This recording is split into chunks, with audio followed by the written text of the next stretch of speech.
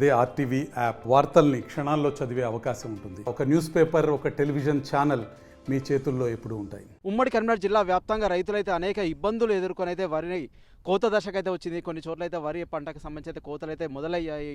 అంతేకాకుండా వరి ధాన్యాన్ని అయితే కొనుగోలు సైతం సెంటర్లు ప్రారంభించారు. ప్రస్తుతం మీద మనతో పాటు కొంతమంది రైతులు ఉన్నారు. ఇక్కడైతే మనం తడగొండ దగ్గర ఉన్నాము. బాబు చెప్పండి, అంటే ఎట్లుంది పరిస్థితి గతంతో చూస్తే ఇప్పుడు ఎట్లుంది? పంటలు సరిగా వెళ్ళలేదు, ఇబ్బందులు అవుతున్నాయి. నీళ్లకు కొంచెం కరువే, కొంచెం ఎండిపోయినాయి. మాకు కూడా కొంచెం ఎండిపోయింది.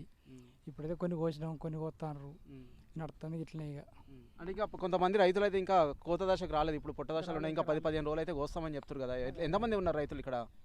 రైతులు బాగానే మంది ఉంటారు, కాకపోతే నీళ్ళకైతే కరువే. నీళ్ళ కరువే, నీళ్ళు అన్న మేడం నిండి వచ్చినా కానీ ఏడు బొట్టు రాలే. ఏడు నీళ్ళు వస్తురా? ఎవరైనా అధికారులు వస్తురా? అంటే రోగాలకు సంబంధించి ఎట్లుంది పరిస్థితి? రోగాలు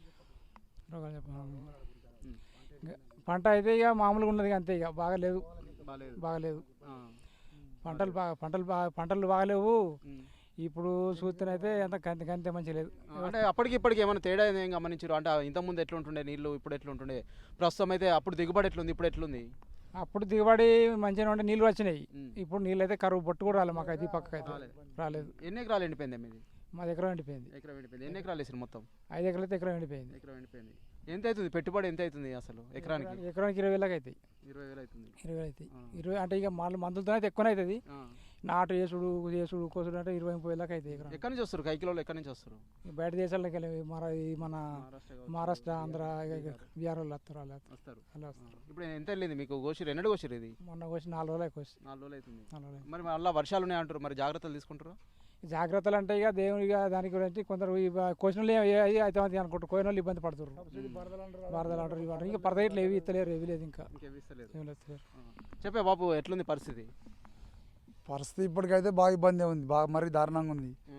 మరి ఇప్పుడు వర్షాలు లేక నీళ్ళు లేవు, వర్షం బాగా రోజులు అయిపోయి బాగా ఎండిపోతున్నాయి, బాగా ఇబ్బంది ఉన్నాయి. కరెంటు కూడా సరిగా ఉండడం లేదు, ట్రిప్ అవ్వడం, అచ్చడానికి కరెంటు మోటార్లు కాలిపోవడం ఇట్లా జరుగుతుంది బాగా. అంటే ఇప్పుడు కొనుగోలు కూడా స్టార్ట్ అవుతున్నాయి అంటున్నారు కదా, మరి ఇక్కడ మొదలైనవి? కొనుగోలు ఇంకా స్టార్ట్ కాలేదు, అయితే అంటారు ఇప్పుడే. ఎన్ని ఎకరాలు వేసారు మీరు? ఎంత వచ్చింది? మేము 6 ఎకరాలు వేసాం. 6 ఎకరాలు అయితే ఎకరం ఎండిపోయింది. ఇట్లా ఉంది. దివాళి కూడా బాగా వస్తలేదు. ఎంత మిషన్ ఎంత తీసుకుంటారు? కొత్త గంటకి ఎంత తీసుకుంటారు? మిషన్ గంటకి 2,000 అంటారు, 1,800 అంటారు. ఎంత అనేది ఇంకా తెలియదు. మరి అవుతుందా? సరిపడుతున్నాయా?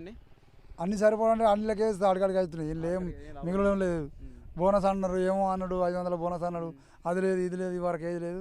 ఇవరకు ఇంకేం ఇస్తలో ఏమో తెలియదు. అది ఇస్తాడు, రైతులకు మాపి అన్నాడు, ఇది అన్నాడు, అది అన్నాడు. అదే ఇబ్బందులు ఉన్నాం. ఏం చెప్తారు రైతుల గురించి? ఏం చెప్తారు ఇప్పుడు? ఏం చెప్తారు రైతుల గురించి? అంటే ఇప్పుడు ఎట్లా ఉంటే బాగుంటుంది అనుకుంటారు రైతులకైతే? మాకు లోన్లు మాఫీ చేయాలి. మాకు ఇప్పుడు ఈ బోనస్ 500 బోనస్ అనేది అట్లకు అవి ఇవ్వాలి. అవి ఇస్తే మాకు బాగుంటుంది. రైతులు అనేది కొంచెం కాపాడుకోవాలి, అది చేయాలి. ఇంకా ఈ సబ్సిడీ కింద కొన్ని పరికరాలు అన్నారు కదా, ఏమైనా వస్తున్నాయి? సబ్సిడీ కింద పరదలు పరదలు తీసేవి, పరదలు వస్తారు, ఏం వస్తారు. ఇవి ఒక సంవత్సరం కూడా ఒక సీజన్కి పోతున్నాయి. ఇక పరదలతో అవి ఇబ్బంది ఉన్నాయి. సబ్సిడీ మాకు ఇవరకు ఏం వర్తిస్తలేదు. బాబు చెప్పు, ఎట్లుంది పరిస్థితి? అంటే ఎన్ని ఎకరాలు వేసినావు నువ్వు? ఎంత దిగుబడి వచ్చింది? 6 ఎకరాలు వేసిన. 6 ఎకరాలు వేసినా కానీ వర్షతాలే అయినాయి.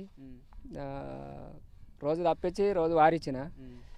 వర్షం పోయి బాగా రోజులు అవుతుంది. నీళ్ళ ఎద్దడి బాగున్నది. ఇక పంటలు అంటే మామూలుగానే వెళ్తున్నాయి, బాగా వెళ్తలేవు. ఇక ధర 500 బోనస్ అన్నారు.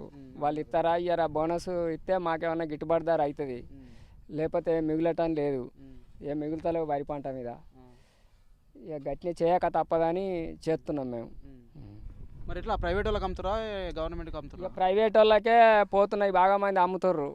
గవర్నమెంట్ వాళ్ళు సరి అయిన టైంకి పెడతలేరు. దమన వర్షాలు పడతాయి కావచ్చు, మళ్ళీ వీటితో ఇబ్బంది బాగా అవుతుందని ప్రైవేట్గానే బాగా పోతున్నాయి నిన్న ఇవాళ వ్యాన్లు ఎప్పుడైనా. ఇక దీనికి సొసైటీకే తక్కువ అమ్ముతారు. రైతులంతా అటే ఎక్కువ శాతం అటే అమ్ముతారు, మొగ్గు చూపుతారు. ఇక ఏమైనా ఇప్పుడైతే వర్షాలు ఉన్నాయంటారు, మరి జాగ్రత్తలు తీసుకుంటారా? మరి ఇప్పుడైతే ఎండ వస్తారు, వర్షాలు ఉన్నాయి, ఎండబోతున్నాం. పరదాలు లేవు, మాకెవరు పరదాలు ఇస్తలేరు, సబ్సిడీ పరదాలు. మాయే అవో ఇవో కొనకొచ్చుకొని ఎలా తీసుకున్నా వర్షాలు పడితే ఎట్లాగో తడిసిపోతుందో ధాన్యం తడుతుంది. ఇక వీటితో ఎంత ఇబ్బంది అవుతుందో ఏం కథనో తెలియదు. గతంతో చూస్తే ఇప్పుడు ఎట్లుంది వరి పంటనా? గతంతో చూస్తే ఈ సంవత్సరం తక్కువనే అనిపిస్తుంది. పెట్టుబడి ఎక్కువ అయింది, పంట తక్కువ అయింది.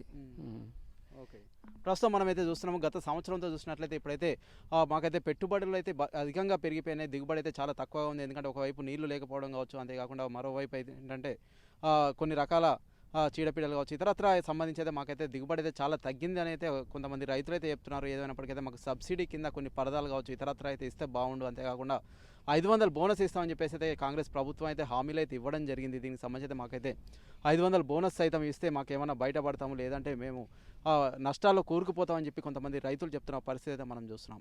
Over to studio. మరిన్ని వీడియోస్ కోసం ఛానల్ ని సబ్స్క్రైబ్ చేయండి, లేటెస్ట్ అప్డేట్స్ కోసం వాట్సాప్ ఛానల్ ని ఫాలో చేయండి అండ్ లింక్ డిస్క్రిప్షన్ లో ఉంది.